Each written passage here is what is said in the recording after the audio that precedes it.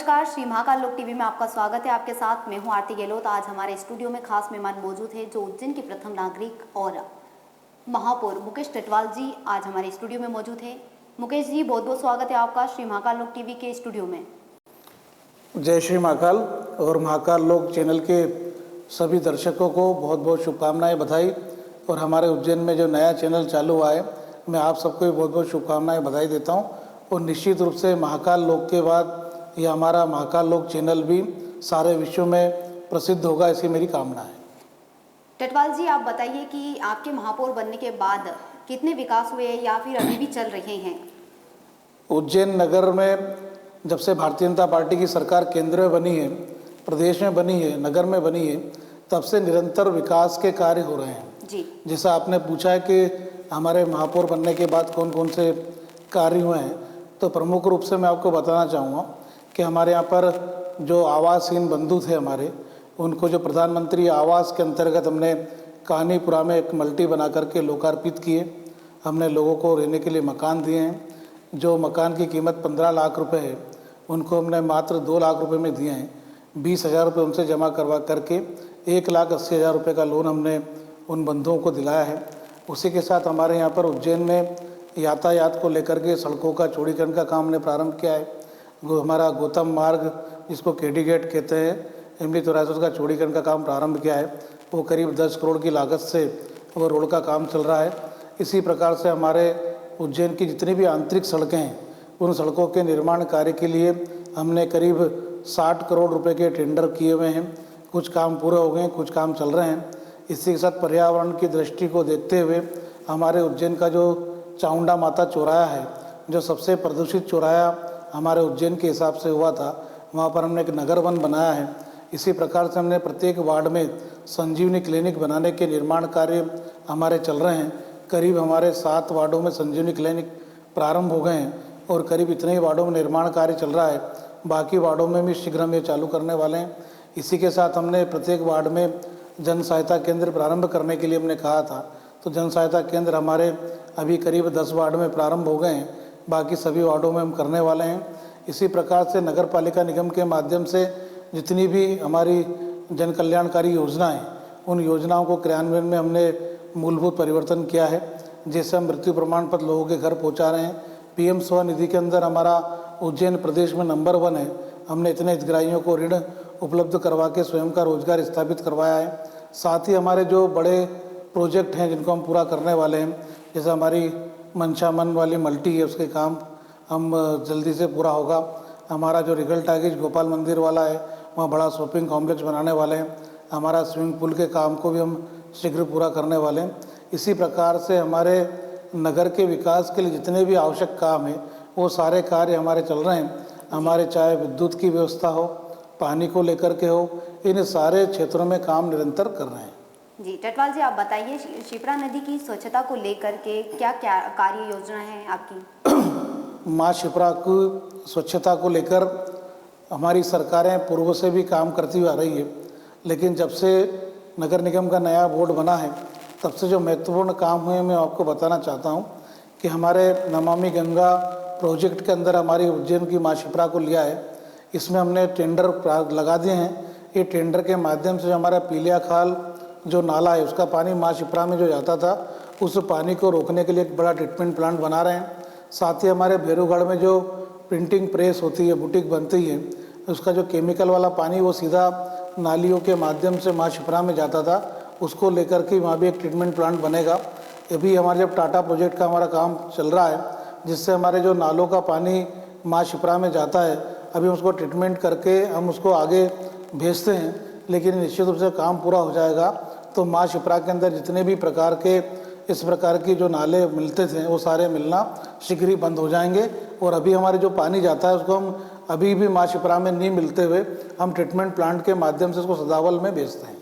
स्वच्छता को लेकर क्या कहेंगे आप कि कब बनेंगे उज्जैन के रहवासी नंबर 1 पर कब आएंगे? जैसे हम बात करें इंदौर की, ग्वालियर की बात करें या भोपाल की बात करें, उसके अकॉर्डिंग जो उज्जैन में है, तो कहीं ना कहीं उज्जैन वासी जुड़े हुए हैं स्वच्छता के मामले में। हमारे उज्जैन के सभी नागरिकों को मैं बहुत बहुत बधाई देना चाहता हूँ, साधुवाद देना चाहता हूँ कि हमारे उज्जैन के नागरिक की स्वच्छता को लेकर के काफ़ी जागरूक है और पिछले दो वर्षों से हम जो हमारे भारत सरकार का सर्वे है स्वच्छता को लेकर के, उसमें फीडबैक में, पब्लिक फीडबैक में हम दोनों बार देश भर में प्रथम रहे हैं।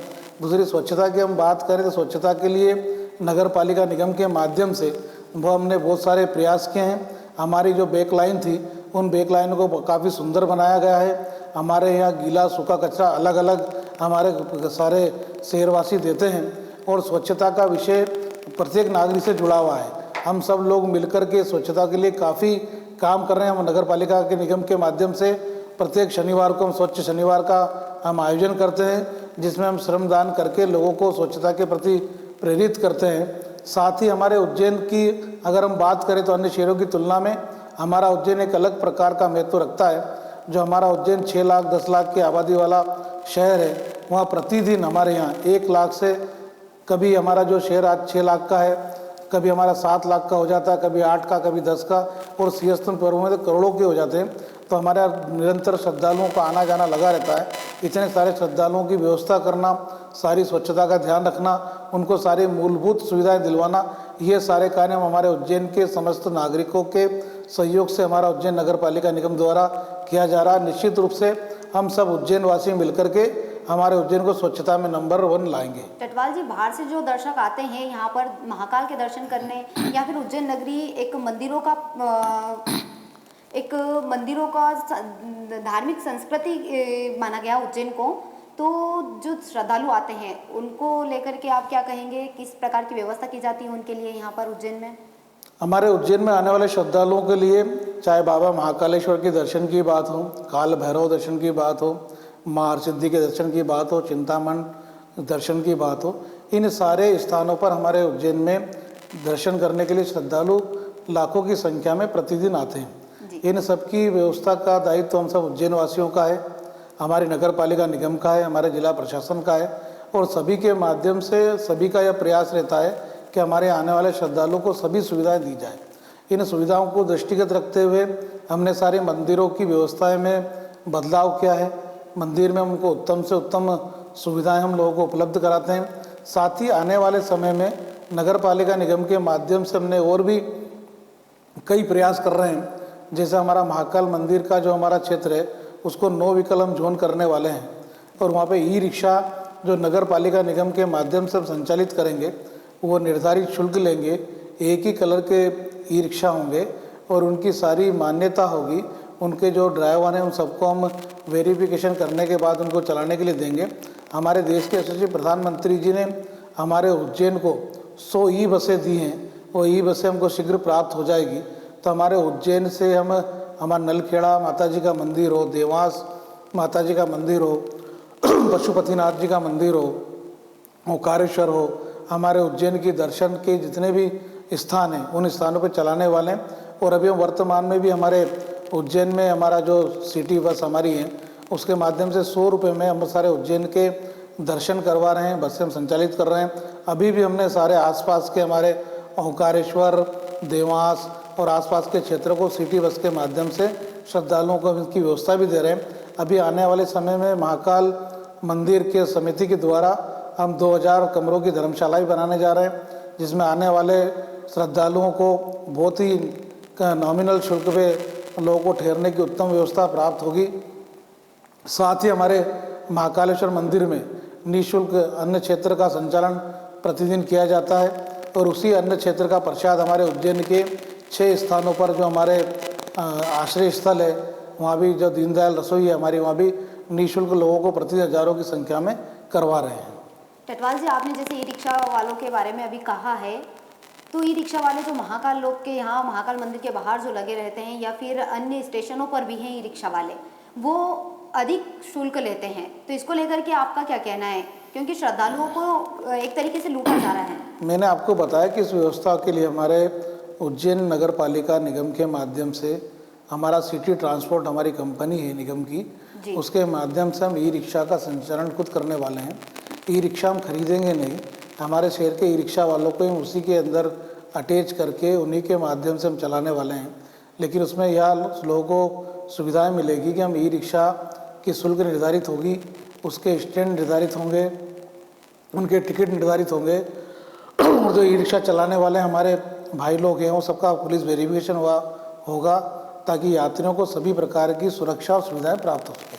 जैसे कि आपने पहले कहा था कि ई रिक्शा जितने भी चल रहे हैं उनको आश्वस्त किया था कि कोई भी ई रिक्शा बंद नहीं करेंगे, तो अभी जो वर्तमान में चल रहे हैं आप जैसे बोल रहे हैं कि 100 ई रिक्शा यहाँ पर लॉन्च किए जाएंगे या लाए जाएंगे, तो जो चल रहे हैं पहले से उनको किस तरीके से कन्वर्ट करेंगे या फिर वो क्या रहेगा उनकी नहीं, व्यवस्था? अभी हम 250 ई रिक्शाओं को हम उसमें लेंगे और जो चल रहे हैं उन्हीं में से लेंगे, जी ये हमने कहा था।